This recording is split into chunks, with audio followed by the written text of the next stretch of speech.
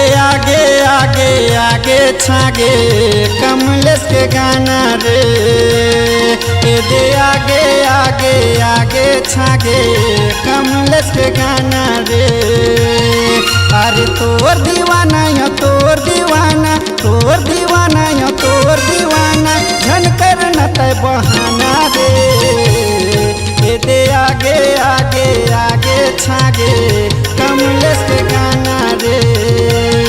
ए दे आगे आगे आगे छागे के जी के गाना रे।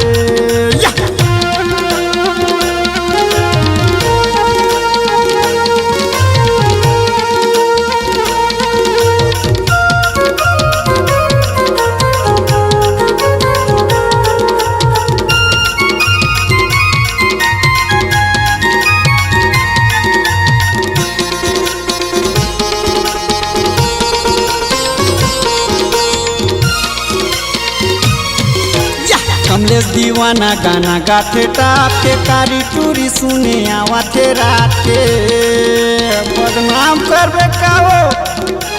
कमलेश दीवाना गाना गाथे टाप के कारी टूरी सुने आवाथे रात के। राजेश भैया के जाना बे वो बात में नहीं तो ले जाही कसम से वो साथ में।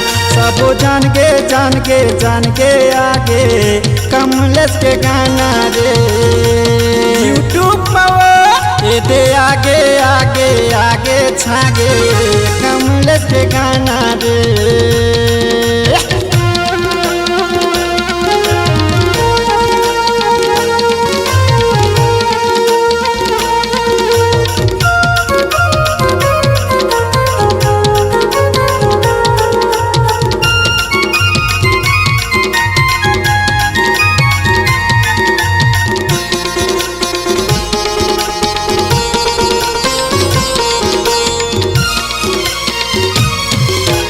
कमलेश दीवाना के गाना मनाच के कोनार के सोनू आबे पौआ मार के बरान वाला रे पौआ पौआ।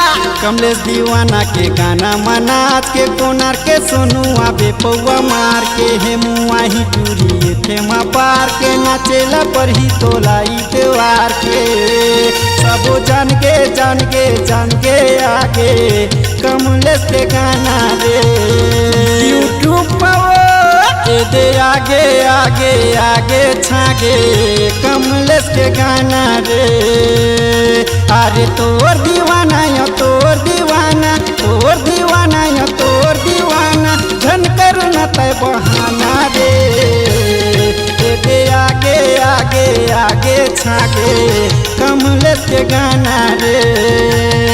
ए दे आगे आगे आगे छागे कमलेश के गाना रे। ए दे आगे आगे आगे छागे कमलेश के गाना रे।